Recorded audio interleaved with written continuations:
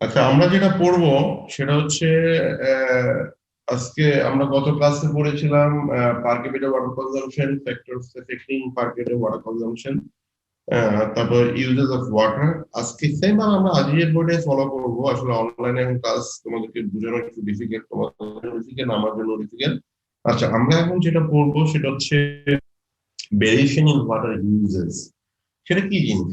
তোমার সবসময় কিন্তু একই রকম পানি তুমি ব্যবহার করো না in a whole sir day. Class record off, sir class রেকর্ডটা অন করেন স্যার।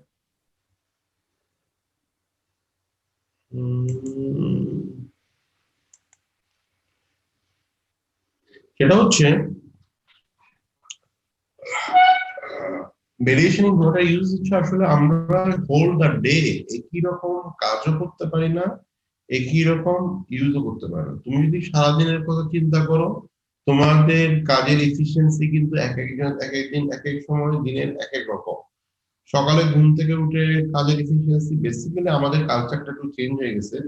তুমি যদি ডেভেলপ চাইনিজ বা জাপানিজ বা যারা হার্ড ওয়ার্কিং পিপল তাদের চিন্তা করো, তারা যদি অনেক খুব আর্লি মর্নিং উঠে কাজ কাম করে, ইভেন আমাদের আগের জেনারেশন, তোমাদের দাদা দাদি দেখবে যে তোরা ভোরবেলা উঠে আমার তাড়াতাড়ি ঘুমায় পড়ে। কিন্তু তোমাদের এবং আমাদের কালচার হয়ে গেছে কি রাত বেশি করে জাগা, সকালে দুপুরে যে 12টা 1টা ঘুম থেকে উঠা, তাই না? চেঞ্জ হয়ে গেছে। সেম ভাবে যদি আমি পানির ইউজের কথা চিন্তা করতে যাই, সেটা হচ্ছে কি মানুষের ক্যারেক্টারিস্টিক্স এর উপর নির্ভর করে চেঞ্জ হয়। যদি তোমার রেগুলার লাইফ হয়, ধরো সকাল 8টা থেকে ক্লাস 5টা পর্যন্ত ক্লাস থাকে, মাঝখানে 1 ঘন্টা গ্যাপ থাকে, তাহলে তোমরা যারা হোস্টেলে থাকো তারা কি করো? সকালে ঘুম থেকে উঠে নিজে ফ্রেশ হয়ে ব্রেকফাস্ট করে ক্লাসে আসো, তারপর ক্লাসে ক্লাস ক্লাস করে দুপুরে একটু শাওয়ার টাওয়ার করে, তারপর কি করো? দুপুরে খাওয়া দাওয়া করো, খাওয়া দাওয়া করে আবার ক্লাসে আসো। তাহলে বেসিক্যালি যদি তুমি চিন্তা করো তোমার দিক দিয়ে পানির ইউজ কোন সময় বেশি হয়? যখন তুমি টয়লেট করো, ফ্লাশ করতে এক সময় পানি লাগে প্রায় 15-20 লিটারের মতো। তারপর হচ্ছে গোসল করার জন্য পানি লাগে, যারা আমরা বালতিতে করি তারা 2-3 বালতি পানি লাগে, যারা শাওয়ারে করি তাও পানি লাগে। তার মানে 100 থেকে 150 লিটার পানি যাবে। আর যারা বাথটবে করি তাদের তো কথাই নেই, 400-500 লিটার, 300-400 লিটার পানি ইজিলি চলে যাবে। সো আবার আমরা যদি লাঞ্চ করে ক্লাসে আসি, ক্লাসে আবার ক্লাস ক্লাস করার পরে বিকালে ফ্রেশ ফ্রেশ হয়ে আবার রেস্ট নেই, বা একটু টিউশনি করতে গেলাম, নাস্তা করলাম, তারপর ঘুরে বেড়ালাম, রাতে আবার খাওয়া দাওয়া করে আবার ঘুমাবো, তাই না? এটা হচ্ছে তোমার বর্তমান ছাত্র জীবনে তোমার পানির ইউজের স্ট্যাটিস্টিক্সটা অনেকটা, বা ইউজের স্টোরিটা অনেকটা এরকম। সেরকম এই ক্ষেত্রে তোমার কি ডিমান্ডটা লাঞ্চের টাইমে বা দুপুর টাইমে একটু বেশি। এটাই বেসিক্যালি আমাদের দেশের কালচারে আমরা এই, এটাই হচ্ছে জেনারেল ফেনোমেন, তাই না?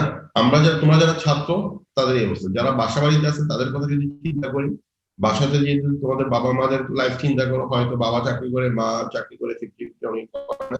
যদি যদি একজন চাকরি করে একজন চাকরি না করে, তাহলে হচ্ছে কি বাবার সকালে ঘুম থেকে উঠে ফ্রেশ ট্রেশ হয়ে গোসল করে অফিসে যাচ্ছে, পানি ইউজ হচ্ছে। তারপর বাপ চলে যাওয়ার পরে মা বা ফ্যামিলি যিনি আছেন, যে কাজের লোক নিয়ে বা ঘরের জিনিসপত্র পরিষ্কার করা, দুপুরে খাওয়া, কাপড় চোপড় ধোয়া, খাওয়া দাওয়া করা, রান্না করা, তার মানে তখন একটা ডিমান্ড থাকে দুপুর বেলা।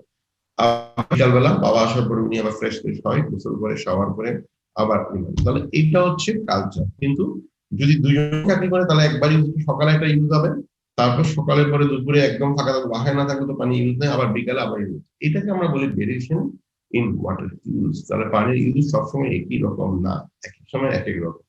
সেম ভাবে তোমাদের কিন্তু যারা থার্ড ইয়ার উঠছো, তোমাদের কিন্তু এখন কি তোমরা থার্ড ইয়ার, যখন ফার্স্ট ইয়ার উঠছো তখন কিন্তু তোমাদের এক্সপেকটেশন অনেক বেশি ছিল যে এটা হবে ওটা হবে, বা তোমরা একটু প্রাণবন্ত বেশি ছিল। আস্তে আস্তে বা পরীক্ষা নিয়ে চিন্তা করতাম, একসময় চুয়েটাতে পাশ করলেই হতো।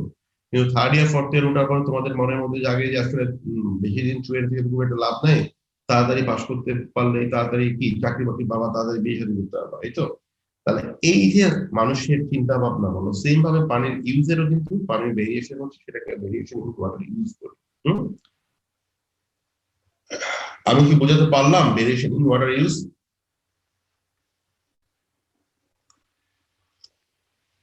শোনা যায়? যে একজন বলো। জি স্যার। জি স্যার, শোনা শোনা যাচ্ছে? যায় স্যার। আচ্ছা, শোনা যাচ্ছে স্যার।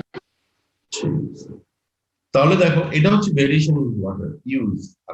তারপরে আমি প্রথম চ্যাপ্টারে আটটা জিনিস, এরপর আমরা পপুলেশন প্রেডিকশন আছে, এগুলো আমার অঙ্কটা আমি পরে একবার দেখাচ্ছি না। পপুলেশন প্রেডিকশন মানে আমি ফিউচার পপুলেশন কত হবে সেটা প্রেডিক্ট করার জন্য আমাকে কিছু ম্যাথমেটিক্যাল সাম করতে হবে। তারপর হচ্ছে আমাদের চ্যাপ্টার 3 তে আমাদের আছে গ্রাউন্ড ওয়াটার। গ্রাউন্ড ওয়াটার পড়ার আগে আমার আগে জানতে হবে গ্রাউন্ড ওয়াটার কি। সেটা বেসিক্যালি চ্যাপ্টার 1 একটা জিনিস আমি তোমাদেরকে হয়তো বন্ধের আগে একবার পড়িয়েছিলাম, তোমাদের মনে আছে কিনা জানি না। তারপর আমি আবার বলতেছি, আমরা এলিমেন্টস অফ ওয়াটার সাপ্লাই করছি। এলিমেন্টস অফ ওয়াটার সাপ্লাই হচ্ছে ফার্স্ট এলিমেন্ট হচ্ছে সোর্স। সোর্স মানে কি, আমার পানি যদি থাকে তাহলে তো আমি পানি দিতে পারবো, এটাই হচ্ছে সোর্স। এই সোর্সটা আমাকে দেখতে হবে। এই সোর্সটা দেখার জন্য আমাকে বুঝতে হবে সোর্স কি। সোর্স বেসিক্যালি পানির সোর্স দুইটা, একটা হচ্ছে সারফেস ওয়াটার, এটা হচ্ছে ground water. What is the surface water? Surface water হচ্ছে ভূপৃষ্ঠের উপরিভাগে যে পানিটা থাকে তাকে আমরা বলি সারফেস ওয়াটার, আর ভূপৃষ্ঠের নিচে যেটা থাকে তাকে বলি আমরা গ্রাউন্ড ওয়াটার। তাহলে সারফেস ওয়াটার এবং গ্রাউন্ড ওয়াটার দুটা ইম্পর্টেন্ট জিনিস। তাহলে সারফেস ওয়াটার হচ্ছে পৃষ্ঠের উপরিভাগে যেটা আছে, সেটা তো পৃথিবী একটা গোল, গোলের উপরে চারপাশে অনেক জায়গায় আমরা জানি পৃথিবীর 4 ভাগের 3 ভাগ জলভাগ, 1 ভাগ স্থলভাগ, তাই না? তাহলে পৃথিবীর উপরিভাগে যেটা জল আছে আর 1 ভাগ হচ্ছে আর 4 ভাগের 3 ভাগ হচ্ছে পানি, আর 1 ভাগ হচ্ছে মাটি। তাহলে জলের মধ্যে যেটা আছে সেটা হচ্ছে সারফেস। সেটা কি সমুদ্র আছে, লেক আছে, পুকুর আছে, নদী আছে, ঝর্ণা আছে। সবচেয়ে দুর্ভাগ্যজনক হলো সত্য যে যদিও সমুদ্র পরিমাণ বেশি আছে কিন্তু সমুদ্রের পানি খাওয়ার উপযোগী না। খাওয়ার জন্য আমাদের নির্ভর করতে হয় লেকের পানি বা নদীর পানি বা ঝর্ণার পানি, সারফেস ওয়াটার যদি বলতে যাও। আর গ্রাউন্ড ওয়াটার হচ্ছে মাটির নিচে যে পানিটা থাকে তাকে বলে গ্রাউন্ড ওয়াটার। আচ্ছা, অনেকের মধ্যে কোয়েশ্চেন আছে মাটির নিচে পানিটা কিভাবে থাকে, মাটির নিচে পানিটা কি রকম। মাটির নিচে যে পানি থাকে সেটা হচ্ছে মাটির যে লেয়ার গুলো আছে, মাটির মধ্যে যে গ্যাপ আছে, সেই গ্যাপের মধ্যে পানিটা থাকে। যদি মাটিটা কাদা মাটি হয় তার মধ্যে পানি থাকার সুযোগ নাই। মাটি যদি স্যান্ডি সয়েল হয়, বালি মাটি হয়, তার মধ্যে কি ইন্টারনাল গ্যাপ আছে। তাহলে গ্যাপ কখন থাকে? যদি পার্টিকেল সাইজ যত বড় হবে তত বেশি গ্যাপ তৈরি হবে। ধরো তোমরা ছোটবেলায় বন্ধুদের মধ্যে সম্পর্ক কিন্তু অনেক মধুর ছিল, তত বড় হচ্ছে আস্তে আস্তে বন্ধুদের মধ্যে কমপ্লেক্সিটি ডেভেলপ করতেছে। সেজন্য মাটির মধ্যে ফাঁকে ফাঁকে যে পানিটা থাকে তাকে বলে আমরা গ্রাউন্ড ওয়াটার। আর আচ্ছা, আরেকটা জিনিস, তোমার যদি দুইটা থাকে সারফেস ওয়াটার, যদি কোনো অপশন নাই না থাকে, একটাই থাকে, তাহলে তো কোনো ইয়ে নাই। কিন্তু তোমার কাছে যদি দুইটা অপশন আছে, তুমি গ্রাউন্ড ওয়াটার আছে এবং সারফেস ওয়াটার, তুমি কোন পানিটা নিবে, তখন কিভাবে তুমি ডিসাইড করো? সেটা জন্য আমরা বলি factors for choosing the source of water. তাহলে আমাদের বেসিক্যালি 3টা ফ্যাক্টর আছে পানি চুজ করার জন্য। একটাকে আমরা বলি কোয়ালিটি, একটা হচ্ছে কোয়ান্টিটি, একটা হচ্ছে কস্ট। আমাদের এই 3টার উপর নির্ভর করে আমরা পানিটা নিব কি নিব না সেটা চিন্তা করি। কোয়ালিটি কি জিনিস? আমাদের যে পানিটা খাওয়ার উপযোগী, বেসিক্যালি আমাদের সেই পানিটা নিতে হবে। ইন টার্মস অফ কোয়ালিটি যদি কোনটা ভালো, তাহলে আমি যদি দেখি সেটাকে আমি চয়েস করবো। কোয়ান্টিটি কি বললাম? কোয়ান্টিটি হচ্ছে আমার যে পরিমাণ ডিমান্ড আছে সেই পরিমাণ ডিমান্ড আমি দিতে পারবো। সেম ভাবে তোমরা যখন অনেক সময় প্রোগ্রাম করো বা পার্টি করো, বন্ধুদের বার্থডে করো, তোমরা যাও যে সেই রেস্টুরেন্টে যে তোমাদের কি পেটটাও ভরবে, পেটও নষ্ট হবে না, আবার সবাই ঠিক মতো বুঝতে পারতেছো সেরকমও হবে, তাই না?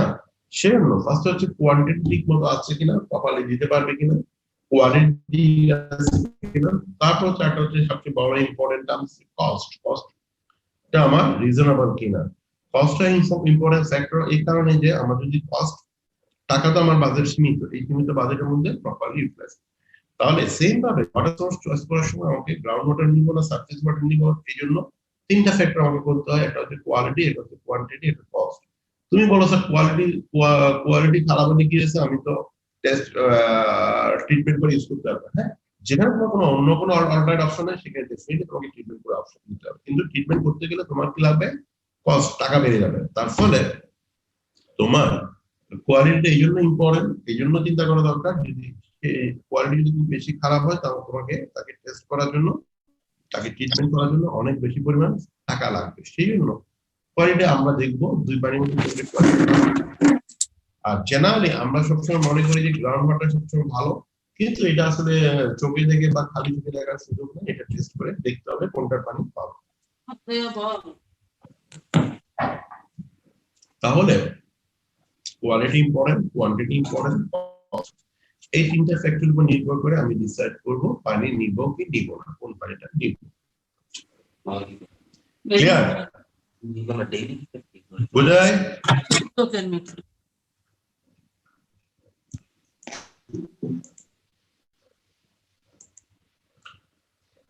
কি বোঝা গেছে? জি স্যার, বোঝা গেছে।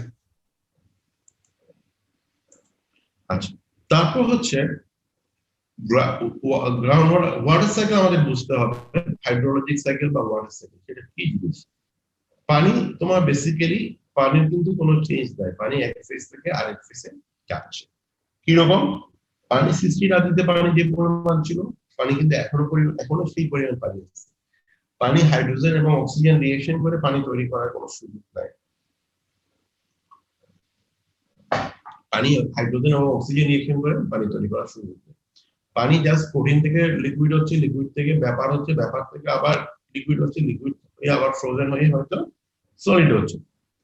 আমরা জানি বর্তমান ক্লাইমেট চেঞ্জ বা গ্লোবাল ওয়ার্মিং এর কারণে কি হচ্ছে, আমেরিকা বা অনেক জায়গায় বরফটা গলে যাচ্ছে, গলে যে কি হচ্ছে লিকুইডের পরিমাণ বাড়তেছে।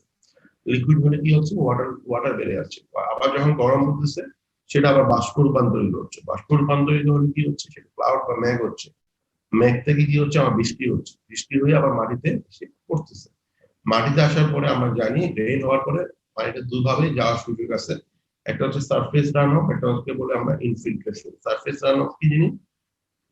মাটির উপর দিয়ে যখন পানিটা যায় তখন আমরা বলি তাকে সারফেস রান অফ। আবার যখন সেটা মাটির মধ্যে দিয়ে ইনফিল্ট্রেট করে ঢুকে তখন সেটাকে বলি ইনফিল্ট্রেশন। তাহলে আমাদের দুটো ওয়েতে পানিটা যায়, একটা হচ্ছে সারফেস রান অফ, একটা হচ্ছে গ্রাউন্ড ইনফিল্ট্রেশন। ইনফিল্ট্রেশন হয়ে যায় মাটির নিচে যায়। বৃষ্টির পানি যখন সারফেস রান অফ হয় তখন কি করে সারফেসে যা আছে সবকিছু তার মধ্যে নেই। আর পানি একটা সবচেয়ে বড় দোষ বা বড় গুণ বলতে পারো, পানি যা পায় তাকে সে তার মধ্যে ডিজলভ করে। হম, যেটুকু পায় ডিজলভ মানে মিনারেলস ম্যাক্সিমাম, সেজন্য যখন সারফেসের উপর দিয়ে যায় তার মধ্যে ধুলাবালি যা আছে তখন তার মধ্যে অ্যাবজর্ব করে নেয়। তার মানে সারফেস ওয়াটারটা পলিউটেড হয়ে যায়। তোমরা দেখবা শীতকালে নদীর পানি কিন্তু পরিষ্কার, কিন্তু বর্ষাকালে নদীর পানি ঘোলা। তার কারণ হচ্ছে যে বর্ষাকালে বৃষ্টির পানিটা যখন মাঠ ঘাট বিভিন্ন এরিয়া দিয়ে আসে তখন ধুলাবালি সবগুলো নিয়ে আসে, কিন্তু শীতকালে তো বৃষ্টির পানি আসার সুযোগ নাই, নদীতে যে পানিটা আছে সেই পানিটাই থাকে, তার মধ্যে যেটা সাসপেন্ডেড বা কলোরাল পার্টিকেল আছে সেটা থাকতে থাকতে নদীর মধ্যে সেটেল করে দেয়।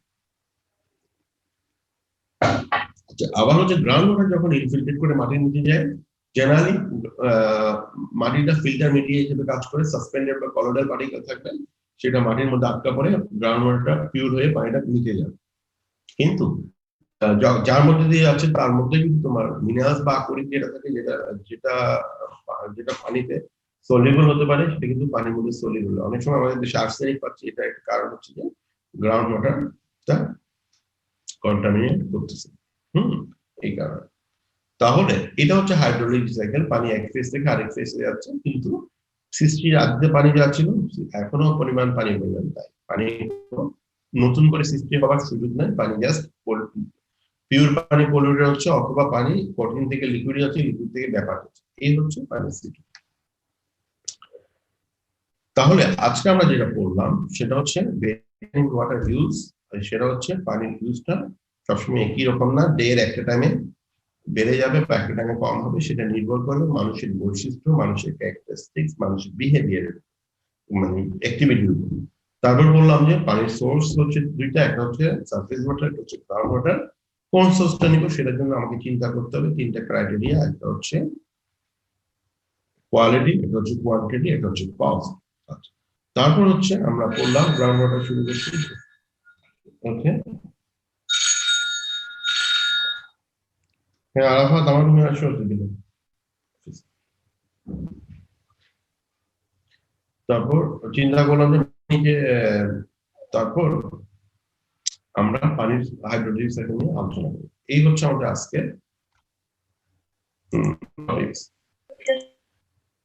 বুঝতে পেরেছো? সবাই শুনছো?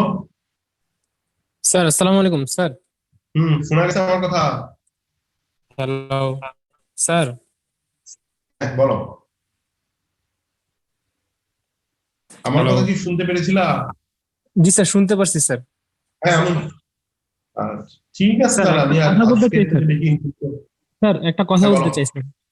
বলো। স্যার এই যে মানে আপনি যে লেকচারটা স্যার দিচ্ছেন, মানে অনেকে তো স্যার বই আনে না এমএ হাজিজের স্যার, অনেকে যে চিটাগাং মানে চুয়েটে বই রেখে আসছে, তো ওই স্যার নাকি যদি অনলাইনে পিডিএফ করে পাওয়া যায়, তোমরাই তো বললা অনলাইনে অ্যাভেলেবেল নাকি। পিডিএফ আমাকে স্যার একদিন আমরা পাচ্ছি না, কিন্তু স্যার স্যার যদি একটু আপনি কষ্ট করে যদি কোনো ম্যানেজ করে যদি একটু লেকচার ম্যাটেরিয়ালসটা যদি সাপ্লাই দিতে পারতেন ভালো হতো না, মানে স্যার আমার পিডিএফ খুঁজে পাচ্ছি না আর কি স্যার। বইটা। জি স্যার। আচ্ছা ঠিক আছে, আমি তাহলে যে বলছিলাম আমার সাথে তার সাথে কথা বলে আমি দেখি। ওকে। আচ্ছা স্যার, লেকচার ম্যাটেরিয়াল গুলো দিলে একটু সুবিধা। আচ্ছা ঠিক আছে। Okay sir, thank you sir. ঠিক আছে।